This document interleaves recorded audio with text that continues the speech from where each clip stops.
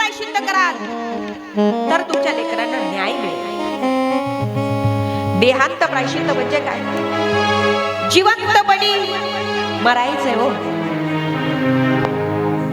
विठ्ठल पंतांनी विचार केला, रुक्मिणी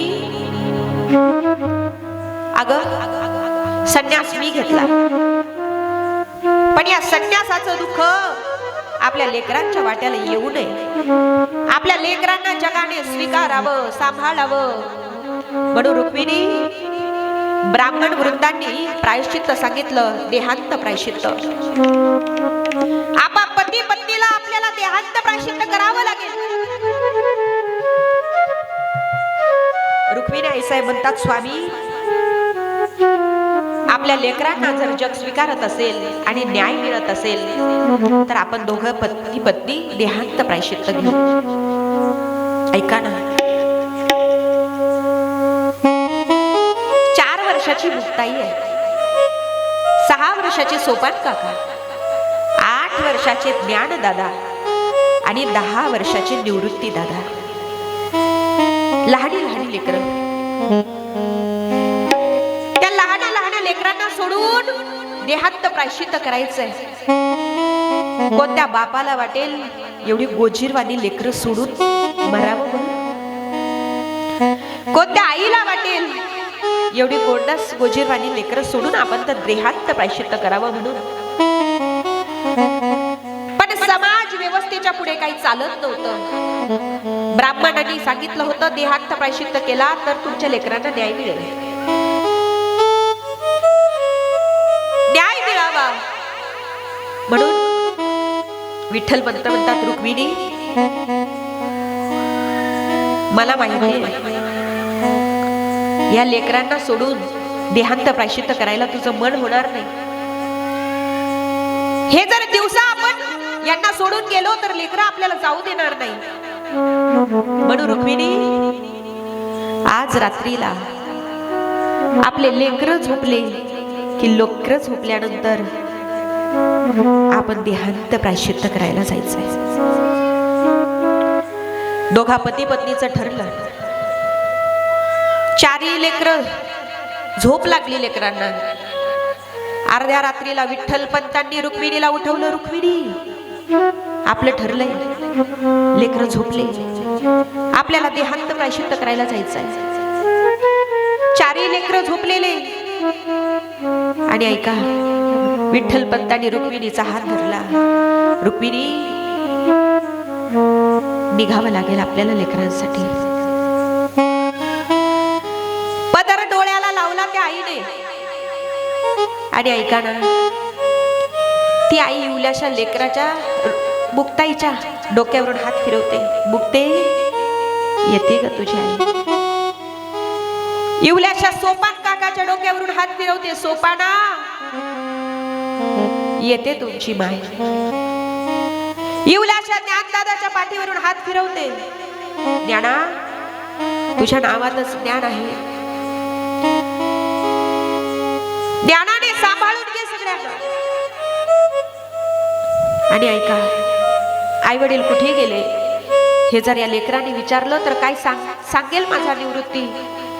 म्हणून विठ्ठल पंतांनी पत्र लिहिलं आणि पत्र निवृत्ती दादाच्या उशाला ठेवलं. सकाळी उठलं की माझा निवृत्ती मोठा आहे, माझा निवृत्ती हे पत्र वाचेल आणि माझ्या 3 लेकरांना सांभाळून घेईल. म्हणून ते पत्र उशाला ठेवलं. आणि ऐका, इवल्याशा लेकरांना सोडून विठ्ठल पंत आणि रुक्मिणी माता दोघही इंद्रायणीच्या डोहामध्ये उडी घेतात आणि देहांत प्रायश्चित्त करतात. काय समाज व्यवस्था असेल. ज्यांना जगायचं होतं त्यांना जगू नाही दिलं. आणि काही लोक असे असतात ज्यांना देव आयुष्य देतो पण ते जगत नाही. हो, आम्हाला देवाने आयुष्य दिलं पण आम्ही जगत नाही. ज्यांना लेकरांसाठी जगायचं होतं पण समाज व्यवस्थेने जगू दिलं नाही. आई वडिलांनी तर इंद्रायणीच्या डोहामध्ये देहांत प्रायश्चित्त केलं. पण इकडे सकाळी सकाळी इवलीशी मुक्ताईला जाग आली. आई आई आई आई आई आई आई आई म्हणून फिरू लागली मुक्ताई. 4 वर्षाचं लेकरू. इकडे तिकडे फिरता फिरता कुठेच आई दिसेना. पळत पळत सोपान काकाकडे गेली. दादा, सोपान दादा, दादा. आई पाहिली का रे? इवलीशी मुक्ताई, जिला दिवस उगला की आईच्या मांडीवर डोकं ठेवावं. आईच्या मांडीवर डोकं ठेवलं की आईने डोक्यावरून हात फिरवायचा. त्या लेकराच्या डोक्यावरून आईने हात फिरवला की त्या मुक्ताईच्या दिवसाची सुरुवात व्हायची. त्या मुक्ताईला आज आई दिसेना. कुणाच्या मांडीवर डोकं ठेवू हे आज मुक्ताईला कळेना. सोपान काकाकडे येते. सोपान दादा, आई पाहिली का रे? पाहिलं का रे आईला? ज्या सोपान काकाला विचारते ना, त्या सोपान काकाला सुद्धा माहित नाही आई कुठे गेली. मुक्ते, मला नाही माहिती ग आई कुठे गेली. चल ना दादा, आपण ज्ञान दादाला विचारू. दोघे भावंड ज्ञान दादाकडे आले. ज्ञान दादा, ए ज्ञान दादा, अरे सांग ना आई कुठे? ज्या ज्ञानाला विचारलं त्या ज्ञानालाही माहित नव्हतं आई कुठे. तिन्ही भावंड निवृत्ती दादाकडे आली. दादा, तू मोठा आहे ना रे, तू तरी सांग ना आई कुठे गेली. ज्या निवृत्ती दादाला विचारलं ना, त्या निवृत्ती दादानं उषाचं पत्र वाचलं होतं, उषाला ठेवलेलं. इवलीशी मुक्ताई विचारते, ज्ञान दादा आई दिसत नाही सकाळपासून, आई कुठे गेली. त्या निवृत्ती दादाला प्रश्न पडला, अरे हिला कसं सांगू, ज्या आईसाठी तू वाट पाहते ती आई आता पुन्हा कधीच दिसणार नाही तुला म्हणते. आई आई म्हणून सोपाना फिरतो आहे, ती आई आता पुन्हा कधी दिसणार नाही. कसं सांगू आता आई आणि बाबा पुन्हा दिसणार नाही. कसं सांगू यांना आता आई आणि वडील बाबांनी आपल्याला या जगाच्या भरोशावर सोडून दिलं आणि दोघही आई वडील देहांत प्रायश्चित्त करायला निघून गेले. हे कसं सांगू. तिन्ही भावंडांना जवळ घेतलं आणि निवृत्ती दादा गळ्यात गळ्यात टाकून, चारही भावंड एकमेकांच्या गळ्यात गळा टाकून रडू लागले. मुक्ते, नाही दिसणार का आई आता. मुक्ते, नाही ग तुझ्या डोक्यावरून हात फिरवणार आई आता. मुक्ते, नाही ग तुझ्या मुखामध्ये कधी घास घालणार ग आई आता. निवृत्ती दादांनी सांगितलं. चारही भावंडांना जगाच्या भरोशावर मायबापानं सोडून दिलं होतं. तोंडात घास घातला की जिच्या दिवसाची सुरुवात व्हायची, जिच्या भोजनाची सुरुवात व्हायची ती मुक्ताई. ज्ञानदादाला सांगते, ज्ञानदादा भूक लागली रे पोटाला. आणि काय केलं ज्ञानदादाने, झोळी घेतली. आज आई पण ज्ञानदादाला व्हायचं होतं आणि बाप सुद्धा ज्ञानदादालाच व्हायचं होतं. आई वडील गेले की घरातल्या जबाबदाऱ्या पडत असतात मोठ्या माणसांवर, मोठ्या भावावर, मोठ्या बहिणीवर. ती जबाबदारी आज ज्ञानदादाने उचलली. झोळी घेतली आणि झोळी घेऊन माऊली ज्ञानोबाराय आळंदीमध्ये फिरायला लागले. माझ्या मुक्ताईला भूक लागली ना, आज मुक्ताईला खायला काहीतरी घेऊन येतो. झोळी घेतली आणि आळंदीमध्ये माऊली ज्ञानोबाराया घराच्या समोर जायचे, झोळी पसरवायचे आणि म्हणायचे, माय भिक्षाम देही, भिक्षाम देही, भिक्षाम देही. इवले शेत्यात दादा झोळी घेऊन समोर उभे राहिले की आळंदीतली दारं बंद व्हायची. आळंदीतल्या बायका पाहायच्या, अरे संन्यासाचं पोरगं आलं, दार बंद करा. ज्ञानोबारायांना पाहायचे आणि आळंदीतले दार बंद व्हायचे. कोणी ज्ञानोबारायांना भिक्षा वाढीत नव्हतं. काय अवस्था असेल. अरे संन्यासाची पोरं पाहिली, विटाळ झाला आज, आपला दिवस अपशकुन झाला आज, म्हणून दार बंद व्हायचे. 2 दिवस झाले भिक्षा नाही, 3 दिवस झाले कोणी भिक्षा वाढेना, 5 दिवस 7 दिवस झाले पोटात अन्नाचा कण नाही. इवलीशी मुक्ताई इवलं इवलंच तोंड करून ज्ञानदादाच्या समोर जाते. ज्ञानदादा, ए ज्ञानदादा, अरे भूक लागली रे आता. ज्ञानदादा, सहन होत नाही आता, भूक लागली.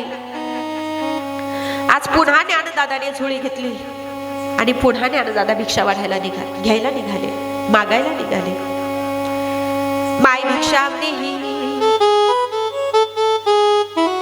पुन्हा पाहिलं ज्ञानदादाला की आळंदीतली दारं बंद व्हायची. एका माऊलीला दया आली. इवलंसं लेकरू रोज येतं, कोणी भिक्षा वाढीत नाही.